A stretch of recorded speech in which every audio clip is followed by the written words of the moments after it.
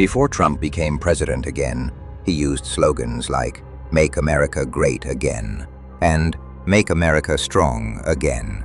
Yes, this may sound a bit funny, but could he actually have been referring to territory?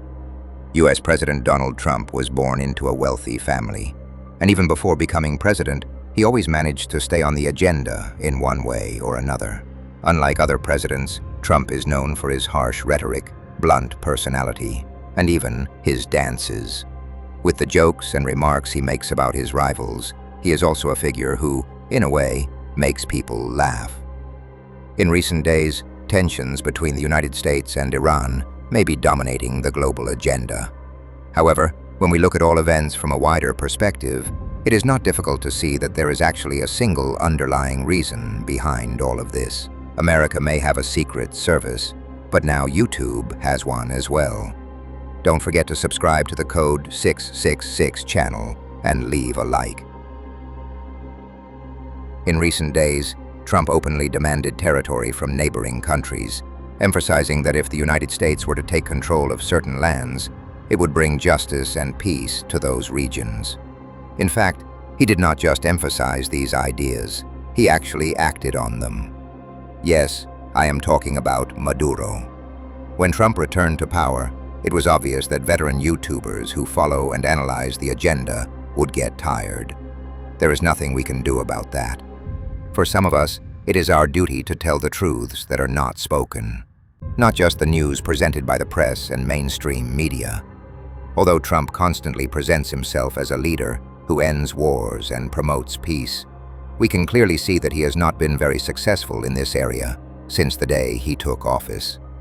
From past to present, the general policy of the United States has been to station troops on foreign soil and play a role in the politics of those regions.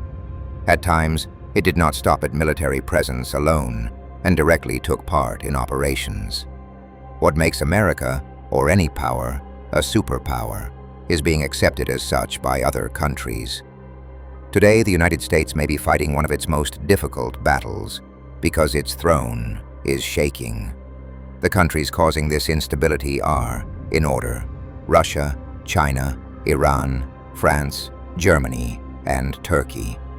Of course, I will not include the United Kingdom in this list, because everyone knows that the real superpower is actually the UK. I can imagine how strange or interesting this may sound to you, but don't worry. You will understand everything step by step. With the situation as it is, the United States has begun a process of testing both its own power and the countries around it. And it decided to start this process in the Middle East. Recently, the world was made to believe that the United States was engaged in an economic war with China. But suddenly, China was pushed into the background, and the global agenda began to focus solely on Trump's policies. So let me ask you a question. Even though the agenda has changed, who do you think won that economic war? You are slowly starting to understand what I mean. The Middle East has been going through difficult and turbulent times for the last 100 years. Countries and governments change or are changed. Military activity almost never ends. The race for weapons, military vehicles, and air defense systems in the region never stops. Now let me ask you another question. Who wants to come out first in this race? I can almost hear all of your answers, and yes, you are all right. The real reason behind every operation or war in the world is national interest. And at the very top of those interests stands the economy. Because if a country has a strong economy, it becomes powerful and influential. That's enough for today. See you tomorrow. Good night.